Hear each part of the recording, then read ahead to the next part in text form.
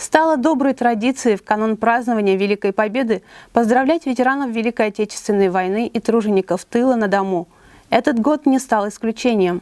В преддверии 76-й годовщины администрация района совместно с депутатами Курултая Республики Башкортостан организовали поздравления ветеранов Великой Отечественной войны, тружеников тыла и участников венгерских событий 1956 года. Минислам Низамуддинович Габитов, Сабирьян Зинатович Асфандияров, Исхак Халяфович Якупов, Мухаммед Арсланович Чурагулов, Илья Герасимович Алексеев, Иван Игнатьевич Шальков, Афанасий Иванович Прокопьев и Галиаскар Гайфулович Аминев. Их осталось всего 8 человек, живых участников Великой Отечественной войны, проживающих в нашем районе.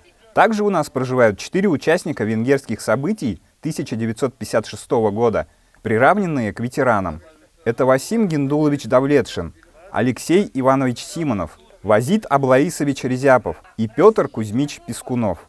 В знак уважения и благодарности за Великую Победу официальная делегация, в состав которой вошли глава района Альфир Сабиров, депутаты Курултая Республики Башкортостан Айгуль Гареева и Рушана Бабич, заместитель главы по социальным вопросам Флиза Макеева, председатель Совета ветеранов района Абдулхай Мухамедьянов поздравили ветеранов и тружеников тыла на дому, вручили им поздравительные открытки от Радия Хабирова, подарки и цветы.